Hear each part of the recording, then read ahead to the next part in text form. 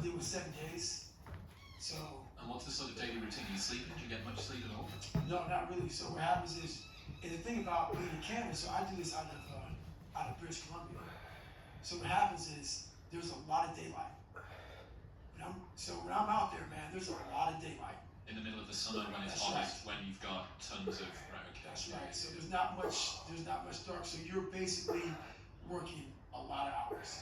So, and then when it gets dark, you're actually working through the nighttime. And then you get a little rest, and you wake up and you're at it again. And then when the fire's out, you control the fire, make sure there's no more hot spots, make sure everything is black and wet, because we literally wet the whole area down. So there's no hot spots. And then when that's all done, we'll demo, which means we'll clean up all the stuff, all our hoses, we'll pack up all our stuff, and then we'll get out of there. Did you ask to be paid for this? I get about, I think the pay is about 12 to 15 bucks an hour. So, and what's funny about it, man, like when I first started doing this job, people didn't know that, I'm actually successful in business.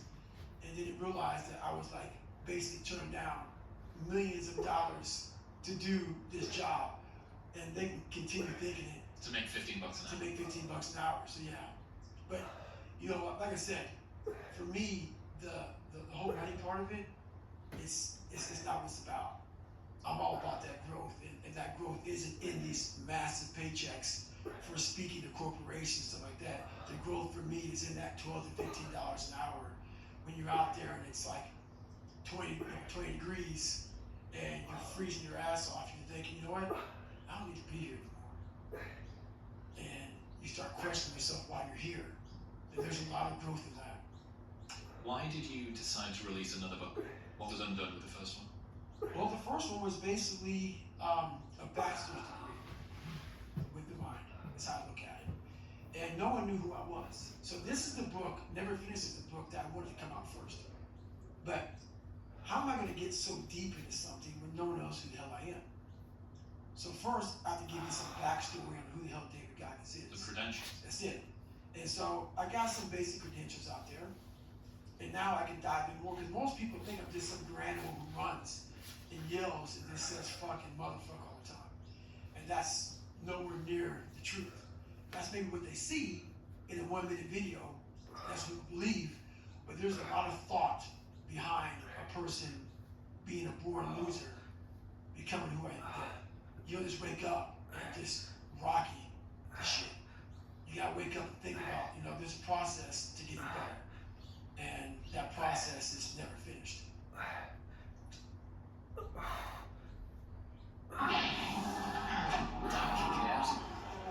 Never kick off? What do you reckon? Clean sheets. Whatever, goal fest. Bet it out. With Neds. Imagine what you could be buying instead. It's an appropriate title. So one of the things I've been thinking about is the danger of success making you soft. And this must be something that you've battled with over the last few years. Right. More money, more attention, more fame, more free things if you wanted, more opportunities to go.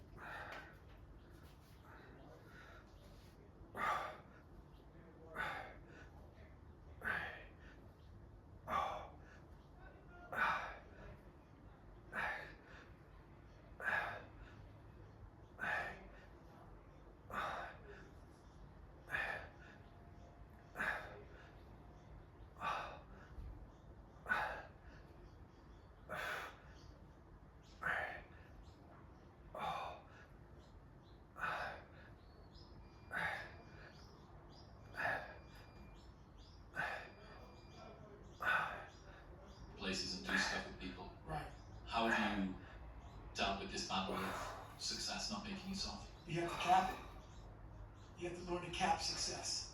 So what I do is, like right now, I don't like doing podcasts. There's a lot of things I don't do that I have to do now to get the message out there to help people out. And what I mean by capping success, I believe everybody should live their life. So everything that someone says in life, take it with a grain of salt. Take what they give and don't be like, oh, David Goggins said this or whoever said this. No, do not take what I say and do exactly what I say.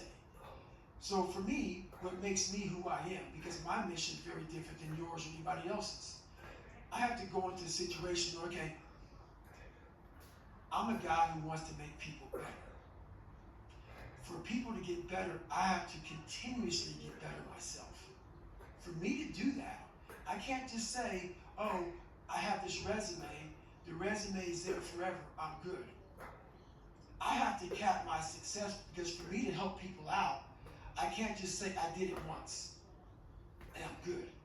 I have to continue to reinvent the wheel of the mind and figure out more and more ways to pull. Because if I have a cookie cutter message, it may hit 5 people out of 25. You just failed. My message needs to be in a way where I can hit all 25 people. It needs to be broad enough to where all 25 people may not like the message, but you're getting something from it. And that is evolution. You must continue to evolve. And you don't evolve, for me, in my job, unless I cap myself somewhere and say, okay, you made this much money, get back to fucking work. It's time to get back to work. Stop hearing yourself talk. Get off the podcast. Don't be on social media too much. Cut out all the fucking noise. Get back to the fucking mental lab. Because that's where the knowledge came from. So for me, I must cap myself so I can come back with better, more unique knowledge versus all that cookie cutter knowledge that's out there. That's why people buy the books I have, because it's not cookie cutter.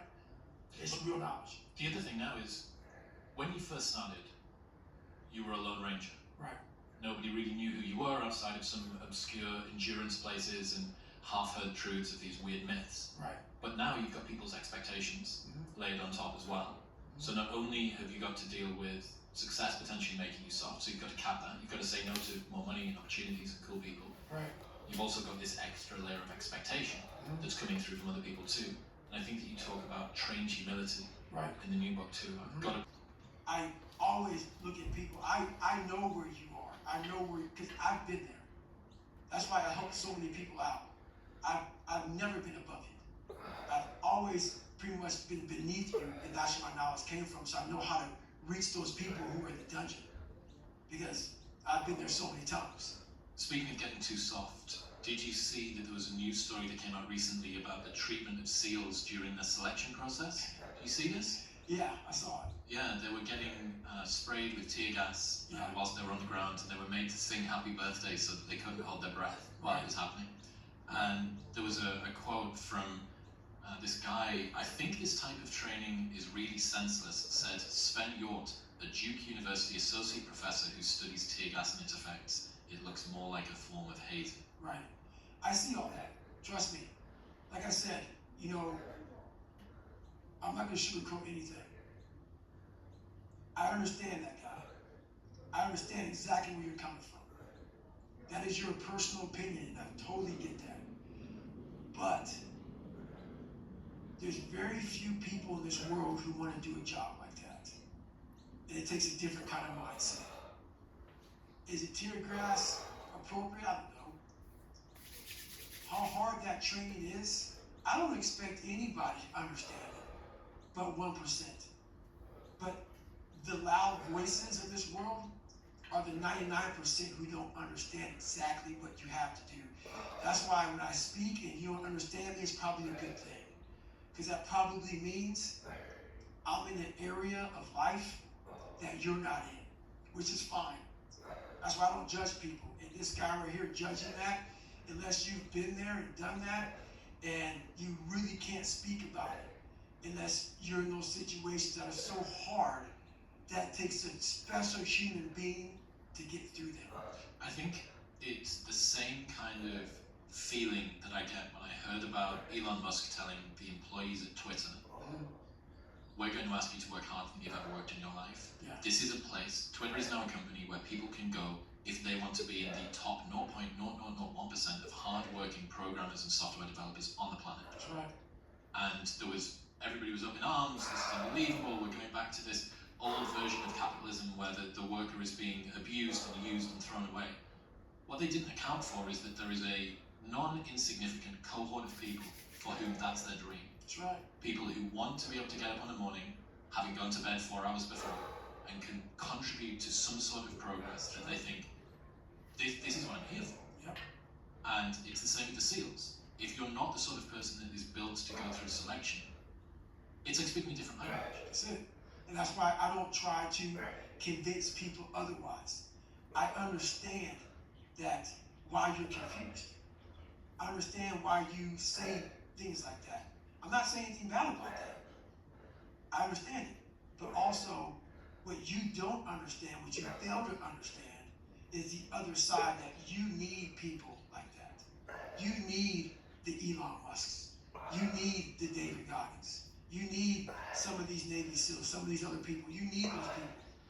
And they forget that. And it takes a very, very unique person, a unique mind, to do some of these jobs that are necessary in this world. Especially when we're thinking about someone going to war. Right. Do you want your armed forces to be underprepared for the battlefield because you didn't want to be too mean to them in advance? That's the problem. That's the problem. And that's the problem that I've always had. Is that right there. Is that with even some of the most trained people in the world fall back on that. It's easy to talk about. Like I said, when you go through it once, it's a perishable skill. Heart. Sheepdog peanut butter whiskey. It's for humans. Sheepdog, check. It's nutty and nice.